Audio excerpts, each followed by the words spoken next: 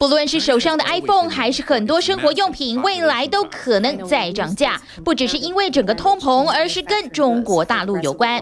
Consequently, your prices of your iPhones, the prices of your cars, and many of these things are going to rise. And so the global consumer is going to feel what's happening. So what's happening in the bedrooms in China is actually affecting what's happening in the rest of the world. 专家话说得很玄，其实原因就是中国大陆的人口从1961年以来首度下降，开始出现倒退路的情况。China's population has declined for the first time in more than 60 years. According to numbers released Tuesday by China's National Bureau of Statistics, the population in 2022 was just over 1.4 billion, a drop of 850,000 from a year prior. So the recent news that Chinese population has declined for the first time in decades, in many ways is a big deal because it marks the end of this era of rapid growth and of cheap labor.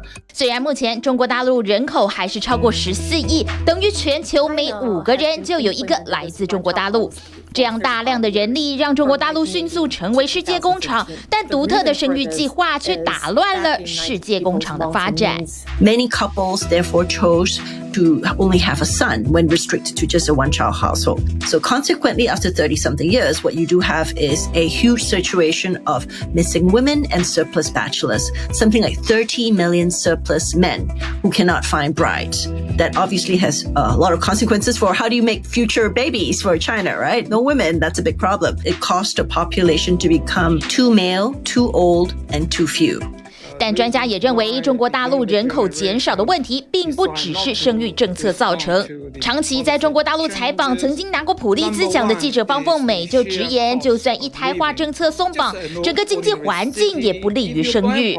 So from the domestic perspective, the real estate market, which was booming for the last 30 years, your first generation of homeowners coming in, is now stalled, partly as a result of COVID, but also partly as a result of a housing crisis, and also partly because of the population growth slowing down. That's a long-term economic outlook that it's not helpful. 而且人口减少并不只是人力不足的问题，还有人口老化会加重经济负担。The aging population can make the government spend a lot of money on the welfare expenditure, right? They pay more money for the social securities, Medicaid, Medicare, and etc. And also, population shrinks. That means taxpayers shrinks. So lower amount of taxpayers indicate a lower tax revenue and then higher government expenditure. So the government budget deficit will be the result. 而这样的人口变化影响到制造业、供应链，还会进一步冲击到全球的经济。Unlimited supply of cheap labor from rural China is the engine of China's exports.